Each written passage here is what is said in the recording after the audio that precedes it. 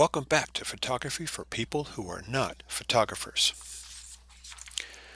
The big idea of the expose step, the previous lesson, was to use the controls available in the camera to further adjust the image to help the viewer to focus on the subject, and then to capture the image in the camera. The big idea of the transpose step, the final step in taking a photograph, is to transpose that image into its final form, cleaning up any problems we see with the photo, making it ready to be included in our portfolio, in a slideshow, printed, put on Instagram, Facebook, etc. The adjustments we'll cover in this lesson can be done in virtually every camera, or the software on the computer that stores photos from that camera.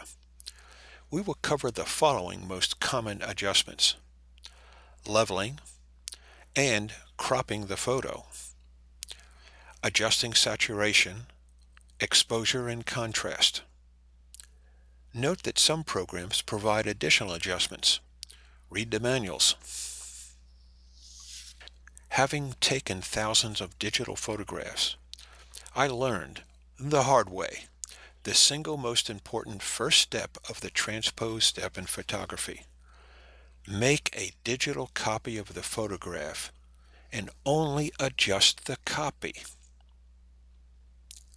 Let's get started with the possible adjustments to be made. We talked earlier about keeping landscape and portrait mode photos level. Look at this image. What's level? Well, the fence in the upper right is level. I know because I've driven and walked over this bridge hundreds of times. But it's not level in the photo. Why? It's because of perspective. The viewpoint was at an angle to the fence. As a result, the fence appears lower on the left end, not level. So how do we level a photo when the level lines in the scene are not level in the image? We use a vertical line in the scene. Vertical lines, such as this one, are always perfectly vertical in a level image, regardless of viewpoint. In order to level a photo, use vertical lines. If you do, the photo will always be perceived by the viewer as level. The only time that a level line in a scene will be level in the image is if the viewpoint is at right angles to the line, or at exactly the same height. Consider this photo we saw earlier. All of these lines are level in the scene, but the only ones that appear level in the image are those that are 90 degrees to the viewpoint. Ensure a vertical line in the scene is exactly vertical in the image, and the photo will always be level.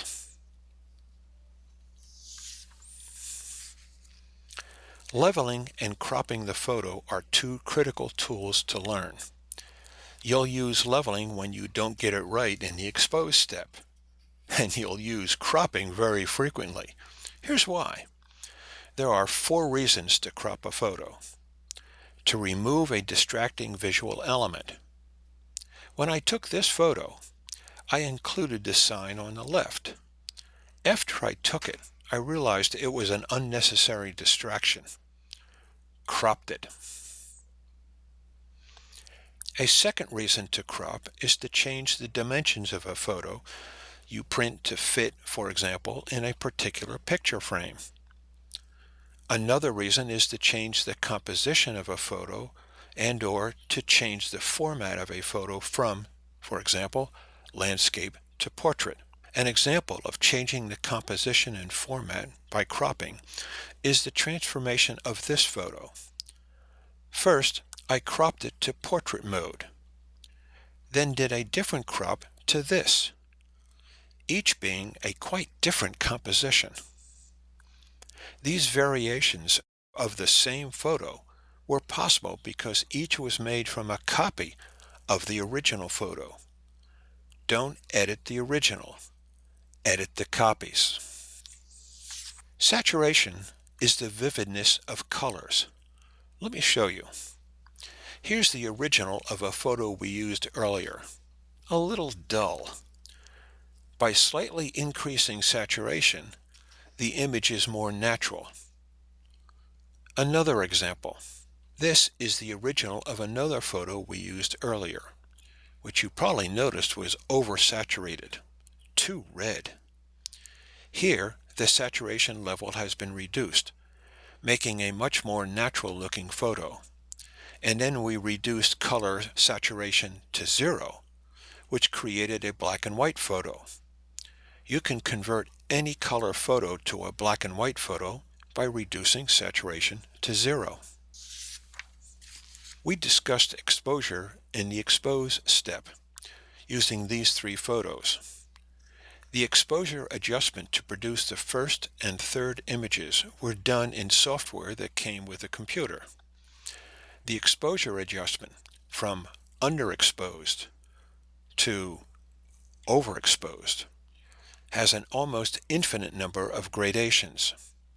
You can make very subtle changes in exposure. And the same fine-tuning is also true for adjusting contrast. For example, this photo is dull, too dark.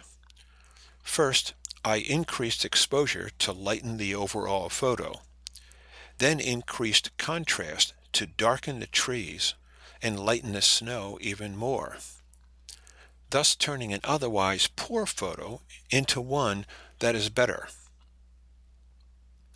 Leveling, cropping, changing saturation, exposure, and contrast are the most common adjustments we make to our photos, and they are adjustments that are available in virtually every camera or in the computer which stores your photos, all for free. It is worth your time to understand how to make these 5 adjustments. They will enable you to create even better photographs. Some final thoughts on this course, Photography for People Who Are Not Photographers. What have you learned? You've learned and practiced a 4-step process for taking photographs, which starts with propose, identifying the subject of the photo. Then compose, arranging the visual elements in the image by changing the viewpoint. After we've composed the picture, we expose, using the in-camera controls to adjust exposure and focus, then capture the image in the camera. And finally, we transpose.